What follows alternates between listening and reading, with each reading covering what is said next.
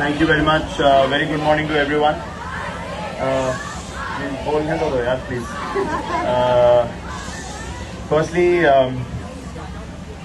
to the principal and all the other dignitaries, thank you for having me.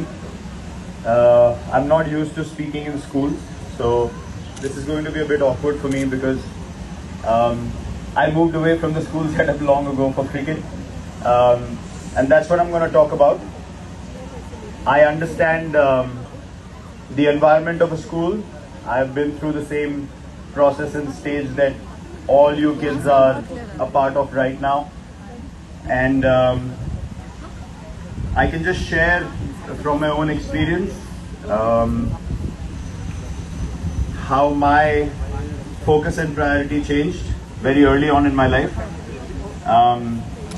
What I want to say is school is a place where you come to learn, you come to grow, you become better people, you have great teachers, you have a great leader who's guiding all of you, creating a culture and environment in the school that gives you the best chance to become the best person, the most able student, whether it's academics, whether it's sport, any field that you choose.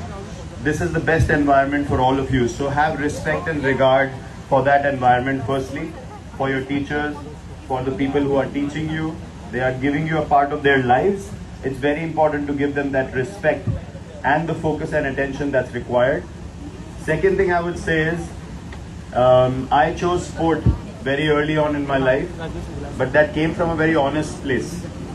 I was very sure that I wanted to go ahead and pursue cricket, and I had to be honest with myself and my family and also my teachers to convey to them that this is the path I want to take. So be convinced about what you want to do and follow that dream with absolute commitment, and only you will know whether you are being 100% honest or not, and that's the only thing that matters. That will make the difference for all of you in your future. So I wish you all the very best.